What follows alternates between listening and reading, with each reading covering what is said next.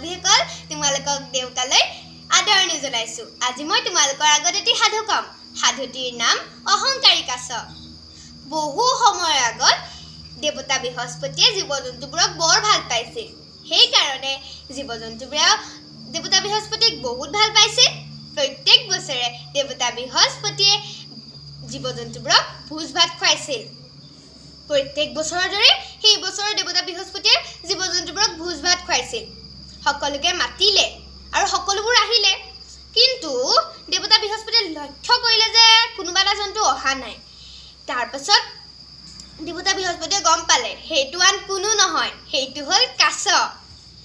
তাৰপাছত দেৱতা বৃহস্পতিয়ে ভাবিলে কাছ বা আকৌ কিয় নাহিল, কিবা বেমাৰ আজাৰ হৈছিল নেকি? তাৰপিছত দেৱতা বৃহস্পতিয়ে জীৱ-জন্তুবোৰক সুধিলে কাছৰ কথা। তাৰপিছত জীৱ-জন্তুবোৰে ক'লে নাই নাই, তাৰ বেমাৰ আজাৰটো হোৱা নাই। দেৱতা বৃহস্পতিয়ে ৰাতিলৈকে বাট চালে, কিন্তু কাছ নাহিল। সেইকাৰণে পিছদিনা ৰাতিপুৱাই গৈ দেৱতা বৃহস্পতি কাছৰ ঘৰত উপস্থিত হ'ল। দেৱতা বৃহস্পতিক দেখি কাছ আচৰিত হৈ ক'লে আহক বহক। তাৰপিছত দেৱতা বৃহস্পতিয়ে লগে লগে বহি ক'লে তুমি কালি কেলৈ নগ'লা, কিবা বেমাৰ আজাৰ হৈছিল নেকি তোমাৰ? তাৰপিছত কাছে উত্তৰ দিলে নাই নাই, মোৰ একো বেমাৰ আজাৰ হোৱা নাই। মোৰ যে ধুনীয়া ঘৰটো এৰি থৈ যাবলৈ মনেই নাযায়। এই ঘৰটো মোৰ প্ৰাণৰ ধন। কাছৰ কথা শুনিতো দেৱতা বৃহস্পতিৰ উঠিল খং। তুমি এই ঘৰটোক লৈ অহংকাৰ কৰি আছা।